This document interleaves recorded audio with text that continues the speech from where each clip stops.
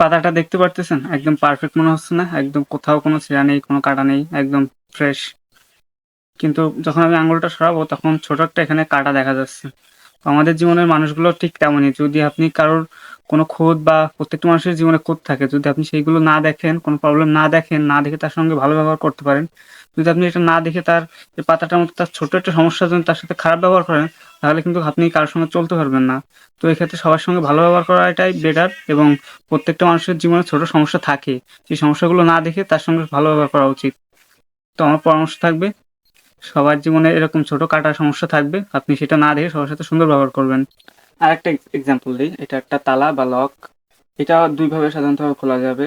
একটা হলো চাবির মাধ্যমে, যদি চাবির মাধ্যমে খুলি তাহলে খোলা যায়। আরেকটা উপায় আছে, এটা হাতুড়ি দিয়ে খোলা যাবে, অথবা ইট বা যে কোনো কিছুতে আঘাত দিয়ে খোলা যাবে। তো সম্পর্কেও আপনারা কেউ ছোট মোটো ভুল করুক বা না করুক, আপনার কথাবার্তা যদি ভালোভাবে বলেন তাহলে এম, চাবির মতো সুন্দরভাবে খুলবে, এবং আপনার কথাবার্তা ভালো হলে তার সাথে রিলেশনটা ভালো থাকবে।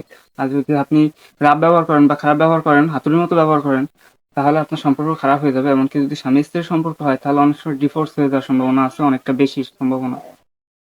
তো এভাবে যদি আপনারা সবসময় সুন্দর ব্যবহার করেন তাহলে চাবির মতো সুন্দরভাবে খুলে যাবে। আর যদি খারাপ ব্যবহার করেন তাহলে ভেঙে যাবে, সেকেন্ড টাইম আর ব্যবহার করা যাবে না। এরকম ছোট একটা আরেকটা গল্প শোনাচ্ছি আপনাদের। একটা ছেলে এবং তার বাপের গল্প। ছেলেটা অনেক ছোট মোটো বিষয়ে অনেক রাগ করে, রাগ করার পরে সে যার সঙ্গে কথা বলে তার সাথে অনেক রাফ ব্যবহার করে, অর্থাৎ খারাপ ব্যবহার করে। তখন ছেলের বাপ তাকে নিয়ে একটা হ্যামার বা হাতুর এবং কিছু লোহা বা জিনেরি এগুলো নিয়ে কাঠে মারতে বলে। একটা আস্ত কাঠে মারে, এবং কয়েক 2-1 মাসের ভিতরেই পুরো কাঠটা ভরে লোহা মারা হয়ে যায়। তখন ছেলের বাপ বলে কি যে এবার তুমি এই জিনিসগুলো সব উঠাও। তখন সে জিনিসগুলো উঠায় এবং বলে কি দেখো এই কাঠটায় কত পরিমাণ ফুটো হয়ে গিয়েছে, অর্থাৎ কাঠটা পুরো নষ্ট হয়ে গিয়েছে। তো তখন ছেলেটির বাপ বলল কি এই কাঠটি যেমন নষ্ট হয়ে গেছে, ফুটো হয়ে গেছে, ঠিক এভাবে তুমি যাদের সঙ্গে রাফ ব্যবহার করো তাদেরও মনে আঘাত লাগে, এবং তারা অনেক ভিতর থেকে অনেক আঘাত পায়, এবং ভিতর থেকে অনেক দুর্বল হয়ে যায়। তো আপনারা সবসময় ভালো ব্যবহার করবেন, এবং তাহলে যদি রাগ না হন, খারাপ ব্যবহার না করেন, তাহলে সম্পর্ক ভালো থাকবে। ভালোবেসে ব্যবহার করবেন সবার সাথে।